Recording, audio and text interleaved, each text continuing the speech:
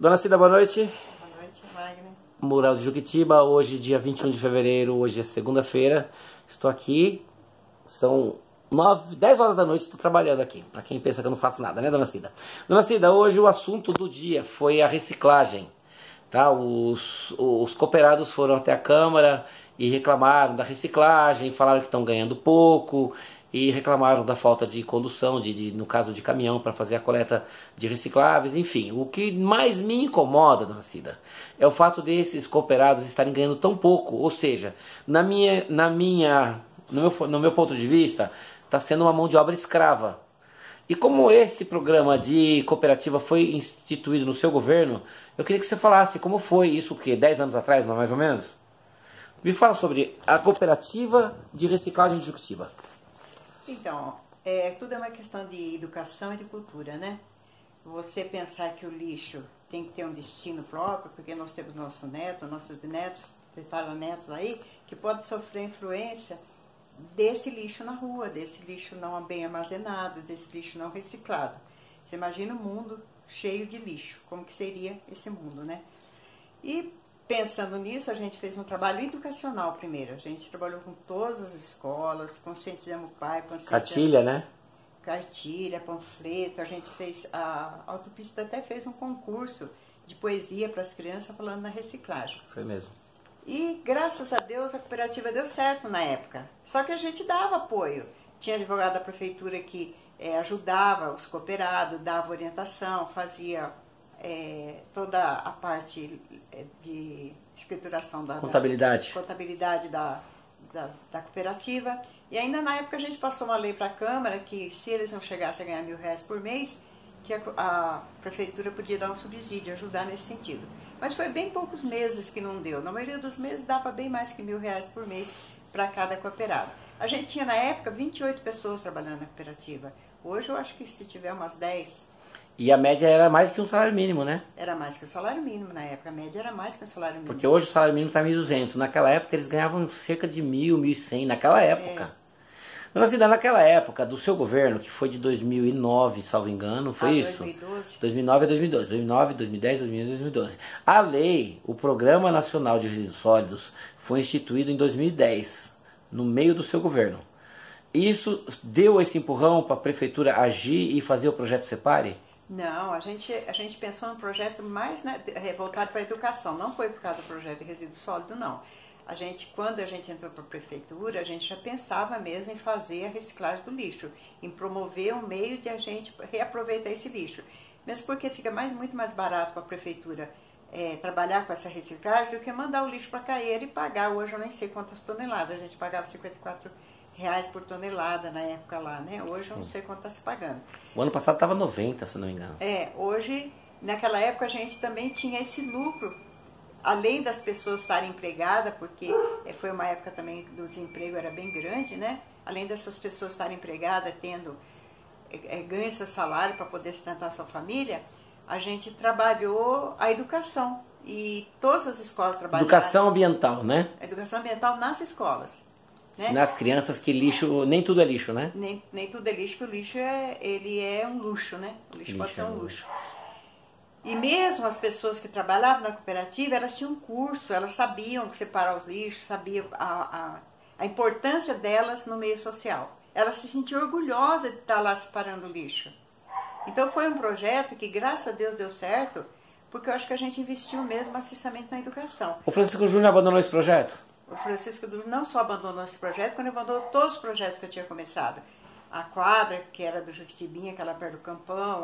Sim, não, mas vamos falar especificamente, porque esse projeto é o seguinte: todos nós, vamos dizer, as pessoas inteligentes sabem que o lixo tem um grave problema. Quando ele não reciclado, ele prejudica o meio ambiente, porque vai se utilizar novas matérias-primas para produzir aquilo que podia ter sido aproveitado. Podia ser reaproveitado. Além disso, quando ele vai pro aterro, ele é pago por quilo, ou seja, por tonelada, e isso gera um custo que não deveria, porque ele não deveria estar lá.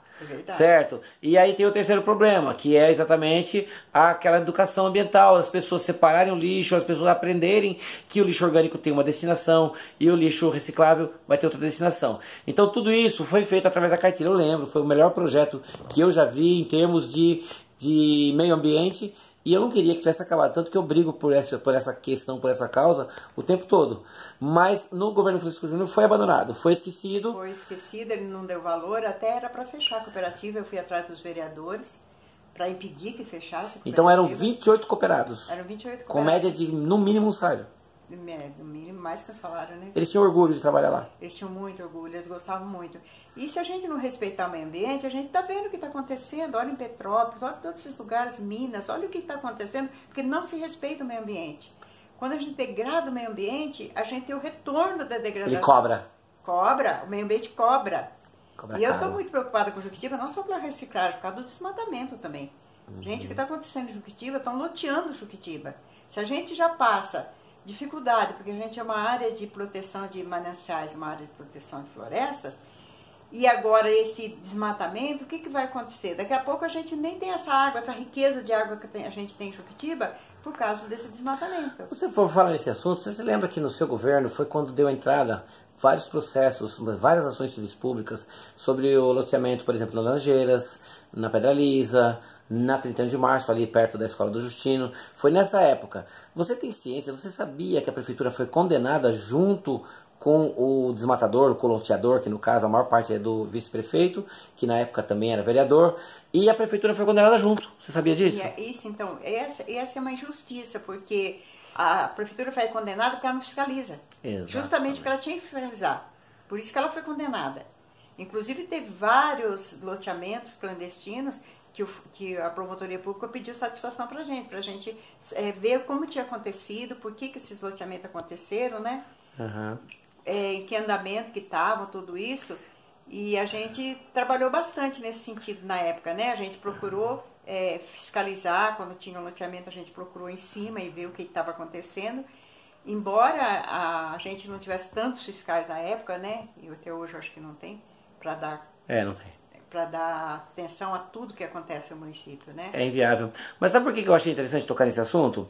Porque a condenação mais grave que a prefeitura sofre é o seguinte. Primeiro, esses loteamentos não têm rede de esgoto.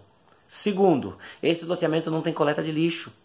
E o poder público não pode investir em, vamos dizer assim, em infraestrutura urbana, que isso é uma infraestrutura urbana, a coleta de lixo é um dos pontos que está no caminho do IPTU, porque por ser um loteamento clandestino, não tem IPTU. Não tem IPTU. Não pode ter iluminação pública, a prefeitura não pode investir em rede de esgoto. Só que agora, a condenação, uma das condenações que eu conheço é essa, que o loteador, no caso o Bernardo, ele vai ter que investir, só que não sei de onde ele vai tirar esse dinheiro, porque a gente não vê até agora isso em execução. Mas ele vai ter que fazer a rede de esgoto da Pedra Lisa, por exemplo, e a prefeitura vai ter que manter a coleta de lixo, que não é feita também. O maior problema dos bairros distantes é esse. Laranjeira também não tem uma coleta de lixo contínua. Então, eu acho que é muito importante a coleta de lixo, né? Porque até quando a gente estava pagando lixo para Itacaeiras, uma das coisas que eu não ficava tão triste de estar gastando esse dinheiro é que a gente leva a doença embora também, né? O lixo, ele traz a doença. Um lixo acumulado é um lixo que... Porque a gente passou vergonha no CQC, né? Nós passamos vergonha com aquele monte de lixo acumulado. Inclusive, quando eu ganhei, que eu ia nas reuniões aqui no Vale, eles falavam, a cidade dos Urubu. Aí, logo em seguida, já em maio, a gente já tinha acabado com os urubus, a gente já estava... Mas você vê como que foi? Você conseguiu resolver o problema que o Roberto Rocha deixou, aí você saiu do governo e o Francisco Júnior fez pior. Voltou... Deixou um rombo para a cidade. Só não está deixando o lixo ali porque a CETESB cai em cima matando, né? Mas a CETESB, nós levamos, se não me engano, foi 1.300.000 de multa, porque eu denunciei o lixão do Francisco Júnior. Fui eu quem denunciou a CETESB. Mas sabe o que é duro, Wagner? Porque eu peguei um loteamento clandestino lá no fundo lá da Palmeira, lá quase... Soturno? Lá no... Palomar? Palomar.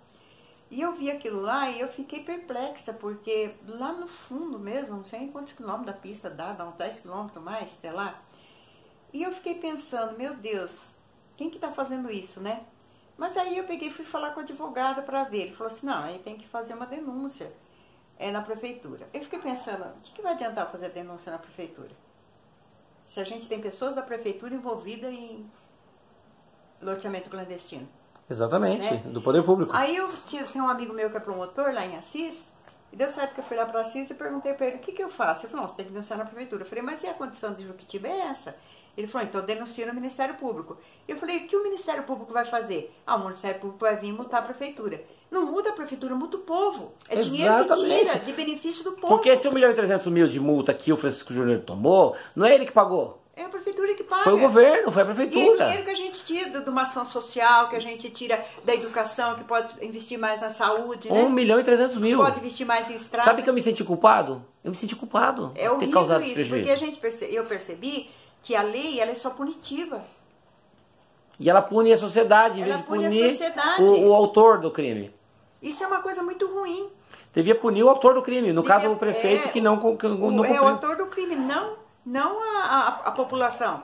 Fala a dívida da prefeitura, a dívida do povo, gente. Ele sai do governo e a gente continua pagando. Continua pagando. Não Quantas pode coisas que ser. a gente pagou por causa de coisas que tá mal funcionando, quantas dívidas a gente pagou, eu peguei com 30 milhões, paguei 19, ficou 11.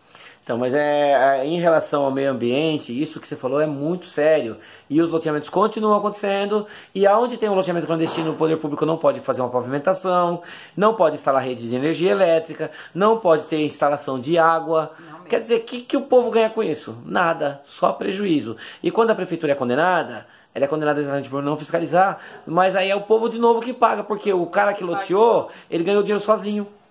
Ele ganhou dinheiro sozinho. E outro problema mais sério que eu senti nessa região que eu fui lá, é que eles estão loteando lote pequeno e o preço barato, que está lá no fundo. Faz pouco tempo isso? Faz uns 3 meses. E eu senti que o que está acontecendo? A conurbação de São Paulo está vindo para cá. Nós não temos dinheiro, não temos sustentação por povo que já está aqui. Agora a gente vai trazer um povo ainda mais pobre para cá, vai aumentar os encargos da prefeitura. Mas você está dizendo um loteamento de lotes pequenos? De lote pequeno. É crime. Sei que é crime. Já denunciaram. Eu sei que... Acho que não foi a cara. Não é do Vargedo, não? Porque tem uma denúncia do Vargedo. Lado, lá. Tem uma denúncia do Vargedo. Tem, ó, só para você ter uma ideia. Acho que foi a própria prefeitura. Tem 15 ações civis públicas de loteamento clandestino. No ano passado, o setor jurídico da prefeitura entrou com 15 ações civis públicas por loteamentos clandestinos. Só que ainda é pouco. Tem bem mais. Então você imagina, aí a prefeitura vai ter que dar condução para poder trazer essas crianças na escola, para levar, né? Tem até que pôr uma escola mais perto, se for o caso. É, uma escola mais perto. Então é um ônus para a prefeitura muito grande esses loteamentos clandestinos, principalmente quando não é orientado para fazer a divisão legal do terreno. Além do que eles deveriam separar áreas públicas, né?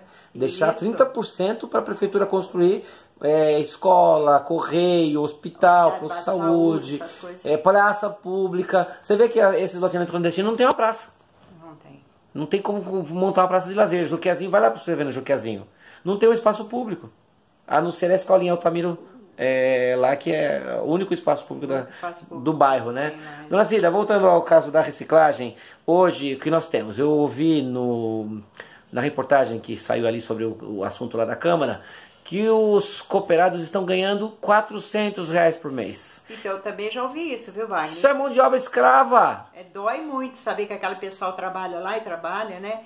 E só ganha isso. Tá, e outra coisa, eles estão trabalhando para um terceirizado. A prefeitura autorizou, será que a prefeitura autorizou esse sucateiro, esse cara a trabalhar? Será que ele tem? Não tem. Então você vê que ele, além de estar trabalhando na ilegalidade, ele ainda está explorando a mão de obra. Como se ele se sentindo como se estivesse fazendo um favor, como se estivesse sendo um benemérito, um cara generoso. Mas eu tenho denúncia de que há mão de obra escrava, inclusive maus tratos aos funcionários. Nossa. Eu tenho essa denúncia. Isso eu não sabia, não. Maus tratos. Ele força as pessoas, estou falando no espaço dele, lá no espaço de sucata dele no Soares. Eu tenho essa denúncia, eu estou falando aqui para você, e quem vai assistir isso aqui vai saber. Eu tenho denúncia de que lá há exploração, tanto que o salário paga-se pouco e ainda se castiga por produção. Nossa Senhora. Isso é grave. Tá, mas Cida, espero o seguinte, espero que através dessa sua entrevista e do que aconteceu hoje lá com o Marcelo Pedroso, o Eduardinho e os demais vereadores, espero que a prefeitura tome uma atitude em relação até mesmo eu sou sincero, que feche esses sucateiros ilegais para que sobre mais material para os cooperados. Concorda comigo? Eu acho que a hora que voltar a coleta de lixo, de reciclado, eu acho que melhora para os cooperados também, né? Tem que ser... A gente tinha 3 caminhões que recolhia lixo. Mas você sabia que se o município fizer direitinho o Programa Nacional de Resíduos Sólidos, ele passa a ter direito a verbas Tá aqui na lei. Passa a ter verbas para comprar caminhão, para instalações, tudo mais.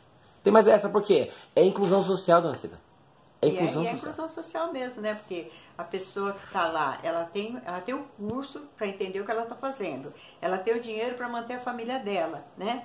Para ter a condição mínima de vida, né? E é um exemplo também para as gerações, né?